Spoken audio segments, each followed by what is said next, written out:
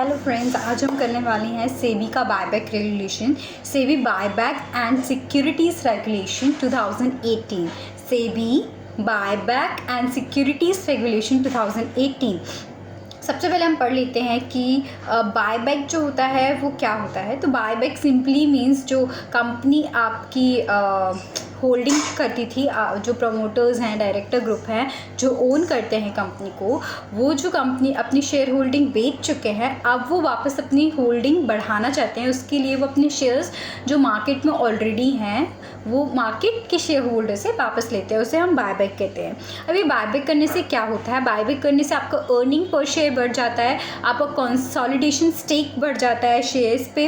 अच्छा, जो शेयर्स अब बिक नहीं पा रहे थे मार्केट पे, शेयर होल्डर वो खरीद नहीं पा रहे थे, है ना, या अच्छे प्राइस पे उनको मिल नहीं रहा था, इसलिए वो बिक नहीं रहे थे, है ना, तो लोग उनसे खरीद नहीं रहे थे, तो उनको एक एग्जिट अपॉर्चुनिटी मिल जाती है थिनली ट्रेडेड। जब शेयर थिनली ट्रेडेड होते हैं उनको एक एग्जिट अपॉर्चुनिटी मिल जाती है, उनसे कंपनी खरीद लेती है अपना कंपनी का रिटर्न बढ़ाने के लिए। हाँ, अनवेलकम जो बिड्स होती हैं उसके लिए भी बायबैक हो जाता है, सरप्लस देने के लिए होता है शेयर होल्डर्स को, और आपकी कैपिटल स्ट्रक्चर को ऑप्टिमम बनाने के लिए भी बायबैक होता है।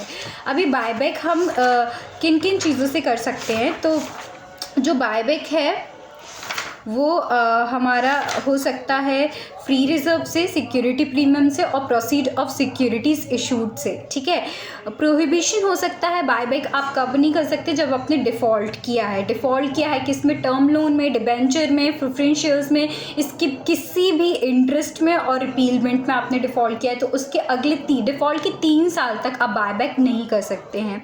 जो एस्क्रो अकाउंट होता है, एस्क्रो अकाउंट मतलब जब हम बायबैक करते हैं उसमें कंपनी का पैसा लगता है, वो कंपनी का पैसा हमको एस्क्रो अकाउंट में रखना पड़ता है। वो एस्क्रो अमाउंट का पैसा या तो कैश में आ सकता है, या बैंक गारंटी से आ सकता है, या फिर अप्रोप्रिएट मार्जिन ऑफ सिक्योरिटी जो कि मर्चेंट बैंकर हम दे सकते हैं। अप्रोप्रिएट मार्जिन मतलब यहाँ पे कि सिक्योरिटी जितना आपको एस्क्रो अकाउंट में अमाउंट भरना है उससे ज़्यादा वैल्यू की सिक्योरिटी वहाँ पे होनी चाहिए। अभी कंपनी की ऑब्लिगेशन क्या होती हैं बायबैक के टाइम? कंपनी को हमें देखना है कि कोई भी मिसलीडिंग बायबैक नहीं हो रहा है, पब्लिक अनाउंसमेंट प्रॉपर्ली हुआ है, बायबैक का मनी जो है वो कंपल्सरीली कैश में ही पेड है, बायबैक जो है ओपन रह रहा है अपने एक ड्यूरेशन जो होता है उतने टाइम तक, और है ना, जब वो ओपन है तब प्रमोटर, डायरेक्टर कोई और शेयर रिक्वायर नहीं कर रहे हैं, सिर्फ वो बायबैक का ही कर सकते हैं, राइट। और 1 साल तक जब बायबैक हो गया उससे 1 साल तक हम और किसी भी टाइप का कैपिटल रेज नहीं कर सकते। वो तो ये सब कंपनी की ऑब्लिगेशन है जो उनको इंश्योर करनी है। अभी मर्चेंट बैंकर की ऑब्लिगेशन क्या हो सकती है? पब्लिक अनाउंसमेंट प्रॉपर्ली होना चाहिए, एस्क्रो अमाउंट में अच्छे से जाना चाहिए, बायबैक कौन से शेयर्स का हो रहा है, कितने अमाउंट का हो रहा है, कौन से टाइम फ्रेम में हो रहा है, ये सब उसको देखना है। लेटर ऑफ ऑफर अच्छे से दिया है कि नहीं, और पब्लिक अनाउंसमेंट करेक्ट हुई है कि नहीं, ये सब किसको देखना है? हमारे मर्चेंट बैंकर को देखना है। ठीक है तो ये सब हो गए छोटे छोटे, ये जो कि अनइम्पॉर्टेंट पार्ट था, इसमें से शायद ही कोई क्वेश्चन बनेगा, लेकिन बेसिक पार्ट था।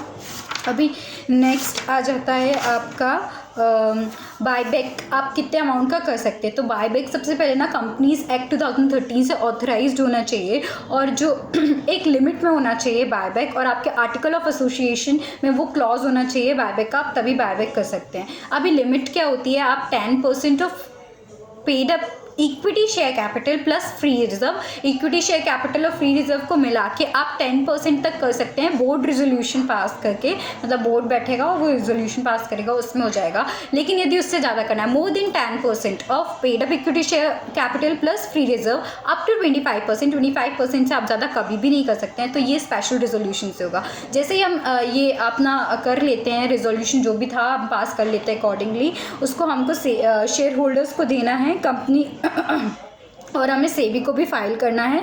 तो वो रिजोल्यूशन यदि बोर्ड है तो 2 दिन में सेबी को जाएगा, नहीं स्पेशल है तो 7 डेज़ में सेबी को जाएगा, और कंपनी जो है वो नोटिस देगी शेयर होल्डर को कि वो अब क्योंकि बहुत बड़ा डिसीजन ले रही है तो वो नोटिस देगी, सारे मटेरियल फैक्ट देगी, बायबैक किस क्लास का हो रहा है, कितने पैसे का हो रहा है, किस टाइम फ्रेम में हो रहा है, क्यों हो रहा है, तो ये सारे रीजन जो है वो कंपनी अलॉन्ग विद देगी, अपना एक्सप्लेनेटरी स्टेटमेंट किसको देगी? कंपनी शेयर होल्डर्स को देगी। ठीक है, नेक्स्ट जो आता है मैथड्स ऑफ बायबैक। अभी बायबैक ना 3 मेथड से हो सकता था।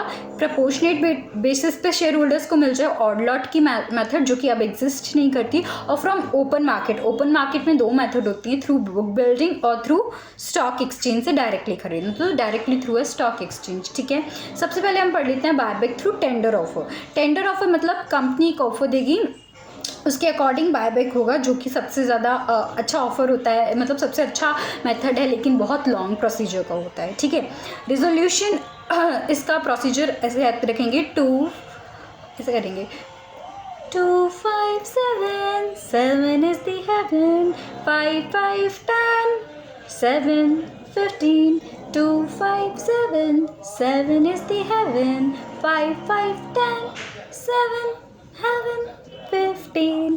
तो ऐसे याद रखेंगे। जो रिजोल्यूशन है, बोर्ड रेजोल्यूशन और स्पेशल रिजोल्यूशन आपने जब पास किया उसके 2 दिन में आपको पब्लिक अनाउंसमेंट करनी है। पब्लिक अनाउंसमेंट आप वर्निकुलर न्यूज़पेपर पे, रीजनल न्यूज़पेपर पे करेंगे और एक इंग्लिश न्यूज़पेपर पे करेंगे, और इसका कॉपी जो है मर्चेंट बैंकर सेबी को फाइल कर देगा, सेबी को भी कॉपी जाएगा। ठीक है, फिर 2 5 में आपको ड्राफ्ट लेटर ऑफ ऑफर बनाना है कंपनी को, और ये ड्राफ्ट ऑफर ऑफ लेटर जो है वो सेबी को दिया जाएगा along with the declaration of solvency, की मतलब हमारा कंपनी किस सॉल्वेंसी मैटर पे कितना उसका कैपिटल स्ट्रक्चर है, क्या सॉल्वेंसी रेशियो है, वो आपको देना है।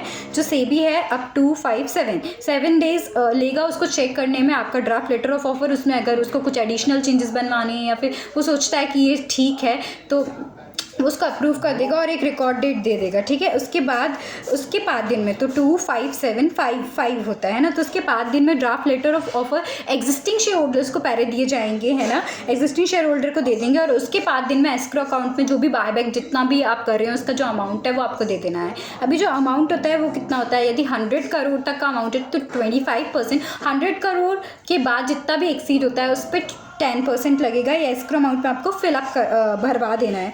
ठीक है, तो 2 5 7 5 उसके बाद आएगा 10, तो 10 डेज़ के लिए आपको फिर अपना जो टेंडर ऑफर है वो खुला रहेगा अप टू 10 डेज़। जब से खुला उससे 10 दिन तक वो खुला रहेगा, ओपन रहेगा। इसमें सब अपनी एप्लीकेशन देंगे होल्डर जो भी इंटरेस्टेड अपने शेयर्स बेचने में। ठीक है, उसके बाद 5 5 10 के बाद आता है 7 के बाद आपको एक स्पेशल बैंक अकाउंट खोलना है शेड्यूल कमर्शियल बैंक में। उसके बाद जब भी पूरा प्रोसीजर हो जाता है, आपको जितना भी इंटरेस्ट वगैरह पे करना है और जो भी सिक्योरिटी आपने एक्सेप्ट की हैं, अब जो भी एक्सेप्ट हो गई हैं उनको आपने पे कर दिया, उसके बाद उसको डिस्पोज करना इंपॉर्टेंट है उन शेयर सर्टिफिकेट्स को, क्योंकि अब वो वैलिड नहीं है, तो उसको हम 15 दिन में एक्सटिंग्विश कर देंगे। किसकी विजिलेंस में करेंगे हम, ये प्रेजेंस में करेंगे रजिस्ट्रार की और हमारे मर्चेंट बैंक के प्रेजेंट में ये करेंगे। नेक्स्ट जो प्रोसेस आता है हमारा वो आ जाता है बायबैक फ्रॉम ओपन मार्केट। पहले हम बायबैक फ्रॉम स्टॉक एक्सचेंज पढ़ लेते हैं। ठीक है, stock exchange and open market is the same.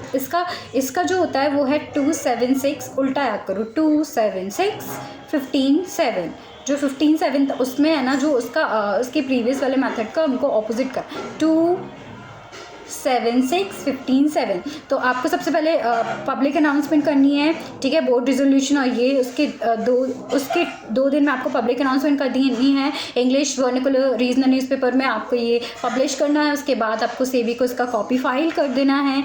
ठीक है, उसके बाद 2 के बाद आता है हमारा 7। क्या आता है 7 मतलब अब इसके बाद जो है इसी के साथ ही यहाँ पे ही आपको यहाँ पे एस्क्रो अमाउंट में पैसे दे देना है। यहाँ पे एस्क्रो अमाउंट पे कितना जाता है 25% ऑफ टोटल कंसिडरेशन।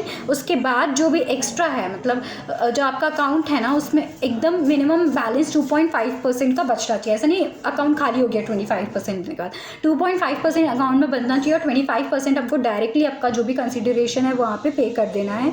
उसके 7 दिन में आपका बायबैक पीरियड खुल जाएगा जो कि 6 मंथ तक में एंड हो जाना चाहिए। जब बायबैक कंप्लीट हो जाएगा तो उसके 6 मंथ में हमको एंड कर ही देना है वो। ठीक है, इसके बाद जो भी शेयर्स है उसको हम फिजिकली डिस्ट्रॉय कर देंगे। कैसे, या तो 7 दिन में जब से बायबैक कंप्लीट हो गया, या टोटली 15 डेज में हमको वो एक्सटिंग्विश कर देना है।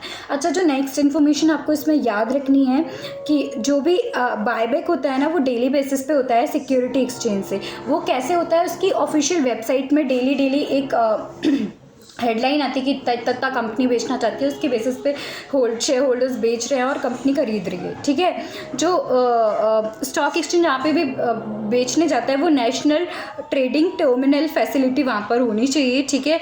ऑर्डर मैचिंग मैकेनिज्म से होता है, आपने 10 के लिए दिया, लॉट वाइज होता है, 10 के लिए दिया, 10 के लिए 11 के लिए दिया, 20 के लिए दिया, कितना 1000 लॉट का था तो उसकी लॉट के ऑर्डर मैचिंग मैकेनिज्म से ही होगा और ये स्क्रीन पे सब कुछ प्लेस्ड हो जाएगा किसके, स्टॉक एक्सचेंज का। तो ये हो गया आपका ओपन मार्केट से खरीदने का स्ट्रक्चर। नेक्स्ट जो स्ट्रक्चर आता है वो आता है बायबैक का बुक बिल्डिंग का स्ट्रक्चर। बुक बिल्डिंग मतलब बिड करेंगे, जो सबसे ज़्यादा देगा उसका पैसा वो उससे कंपनी का मतलब सॉरी जो सबसे कम में देगा ऑब्वियसली कंपनी उससे खरीदेगी, ठीक है। तो बुक बिल्डिंग कैसे होता है, सबसे पहले आपको रिजोल्यूशन पास करना है और पब्लिक अनाउंसमेंट करनी है। यहाँ पे सब उल्टा होता है, उल्टा मतलब यहाँ पे पहले 2 डेज़ में करना था, यहाँ तो 7 days prior to public announcement हमको क्या करना है, बायबैक के लिए ऑफर खोल देना है। विद इन दिस टाइम ना हमको एस्क्रो अमाउंट में अपना जो भी अमाउंट लगने वाला है बैक में वो जमा कराना है, जो कि सेम है 100 करोड़ तो 25% और उसके एक्सेस में 10% लगेगा। ये इलेक्ट्रॉनिकली लिंक्ड ट्रांसफ़र फैसिलिटी से ही होगा, इलेक्ट्रॉनिकली लिंक्ड ट्रांसफ़र फैसिलिटी से ही होगा। जो बायबैक है वो 7 डेज़ प्रायर हो गया और ये खुला रहेगा minimum 15 days maximum 30 days, 30 days से ज़्यादा एक्सीड नहीं करेगा। और जब बायबैक कंप्लीट कैसे होगा, जो भी बिडिंग होगी, जो भी हाईएस्ट पे करने तैयार है बायबैक के लिए, है ना, उसका बिड मर्चेंट बैंक को सिलेक्ट कर लेगा, कंपनी सिलेक्ट कर लेगी और मतलब जो मैक्स प्राइस बनाया है उस पर, ठीक है। और उसके 15 दिन में हमें ये वाले जो बायबैक वाले शेयर्स है उसको फिजिकली डिस्ट्रॉय कर देना। अच्छा, कितने बिडिंग सेंटर, कम से कम 30 बिडिंग सेंटर होने चाहिए और सारे बिडिंग सेंटर कंप्यूटर से लिंक्ड होने चाहिए, उसमें इलेक्ट्रॉनिकली लिंक्ड कंप्यूटर टर्मिनल होना चाहिए। So that's it with the chapter. इस चैप्टर में मैंने आई थिंक कुछ भी नहीं छोड़ा है, तो बस इतना ही था चैप्टर। मिलते हैं अपनी नेक्स्ट वीडियो में, तब तक के लिए बाय बाय।